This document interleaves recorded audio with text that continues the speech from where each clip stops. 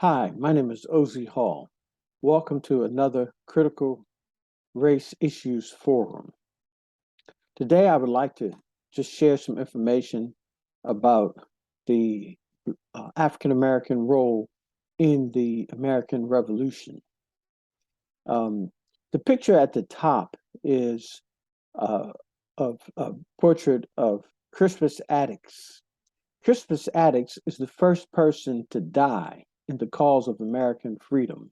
Crispus Attucks was an escaped slave who was killed in Boston, and the uh, contributions that were made by uh, black soldiers during the American Revolution is often not discussed or talked about much at all. If so, I mean, if there's some discussion of it at all, it's very superficial. But there was Salem Poor, Peter Salem, and then look at the bottom photo is uh, uh, Barzillai Lou, whose picture or a portrait of him was in the Capitol Rotunda in the Capitol in Washington. But about 800 black troops from Haiti came to aid the cause of American freedom uh, in the American Revolution. And the story of some of the battles, there's many battles that we could talk about and share. Uh, and there were all kinds of atrocities occurred where there were, like, for example, about 250 uh, black people were massacred in Farmville, North Carolina. And there's similar reports of stories like this all across the country where whites massacred their slaves because they thought that they were going to fight on the other side. Um, so, if you when we go back and we take a look at the cause of American freedom, black people came out in full force to support freedom uh, in America on both sides. In fact, the British offered freedom, and they, after the war was over, they ended slave trafficking. But during the American Revolutionary War, most of the black people sided with the cause of American freedom and and fought on behalf of the Americans, only to be disappointed when the um, uh, Congress uh, eventually uh, adopted the three-fifths clause in the Constitution, and it made black people three-fifths of a human being for purposes of representation in the U.S. Congress. And so black people were denied citizenship when the country was founded, even after the heroic efforts that blacks made in order to uh, gain American freedom. And the country became divided almost immediately over the issue of slavery. And in addition to that, um, right after America kind of sort of settled down after after the American Revolutionary War, then you had slave rebellions take place, such as Denmark Vesey and Gabriel Prosser and Nat Turner, and many, many other slave rebellions took place because black people were fighting to gain their freedom.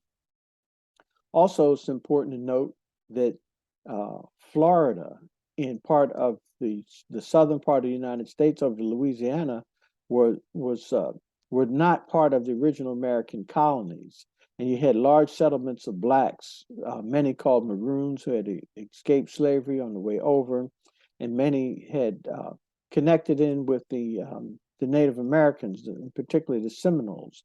So they were called the Seminole Nation. And so there were a series of wars that were fought against the Seminoles. That in many cases there were large groups of blacks that were fighting for their independence and freedom that were suppressed by America after America got its independence and then insisted upon keeping black people in slavery. And so this tension continued to mount, um, and it culminated in the American Civil War from 1861 to 1865. Um, and there were the country was divided. There were many who viewed slavery as immoral, as as unjust, as improper. Um, Many people who served in the American Revolution with blacks and others came to realize that blacks had talents and skills.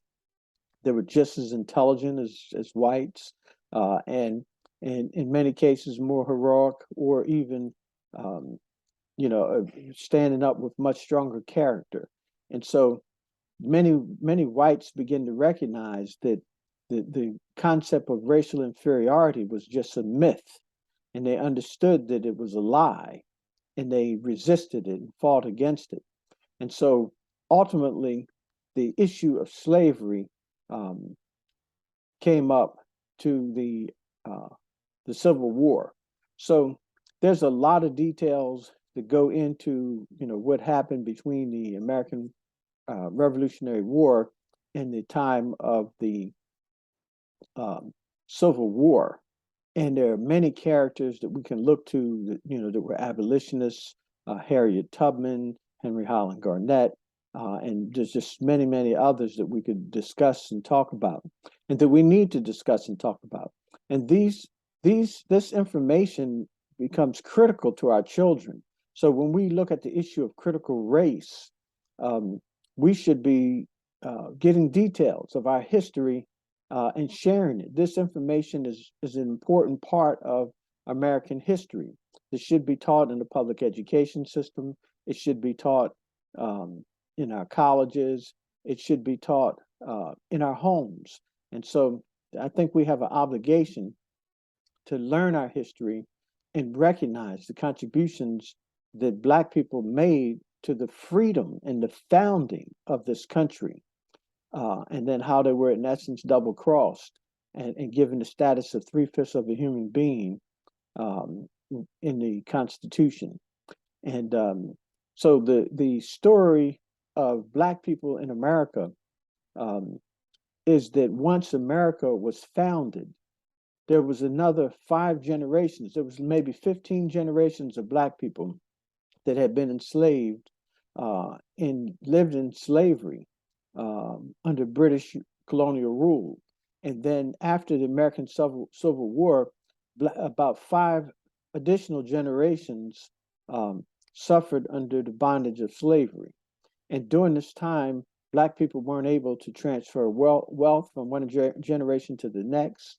For the most part, there was a limited number of free Blacks in the country, but for the most part, the vast majority of Black people suffered in slavery. They could not pass wealth from one generation to the next. They couldn't accumulate wealth. They were denied an opportunity for education and the ability to read and write. And they basically were held back from making economic progress. Their families were broken apart. Children were separated from their parents. Husbands and wives were separated from each other, and there was no regard for Black people to treat them as human beings. And so this is the legacy of Black America. This is the Black experience. And so what happened during that time has had an effect even to this current generation, because it set this generation back in terms of if you look at it across America now, the average white family has 17 times the accumulated wealth as the average Black family. And if you trace how that came about, it's not because Black people weren't intelligent or because Black people didn't have skills. It was because the system of slavery was a system of economic exploitation that held Black people back. And then later, Jim Crow segregation held Black people back, and currently we live under a system of economic exploitation that basically is part of a systemic racist system that has evolved out of the racist past that this country has. And so, in terms of looking at where we are now, in order to correct where we are and to be able to move forward, and to bring about some equity and equality. We need to understand what happened in the past. We need to discuss it and talk about it, because even white people, for example, can't really fully appreciate and understand the Black contribution to this country and who we are, um, if they don't know this history. So if this history is hidden from them through the public education system, if they're denied this opportunity to learn about the contributions that Black people made, then they will see, they will have a false light about themselves, because um, they will see Black people for less than who they actually are. And and this leads to the type of confrontation that many leaders have fought to prevent from happening, by trying to bring this information to the forefront so that we can educate ourselves about the history. And this is information that should be provided to Black and white. And especially in the Black community, we should know this information and should be able to share it and to be able to articulate it to our families, to our children, and also to engage in serious discussion with others, when they bring forward the myths and half truths and lies about who we are and from whence we came. Because I grew up being taught that Black people were heathens, cannibals, savages running naked through the jungles of Africa um, prior to slavery, and that we were blessed to be placed into slavery. And because that brought us into civilization. But that's the biggest lie that's ever been told. And so it becomes very important for us to go back uh, and gain an understanding of our history and culture.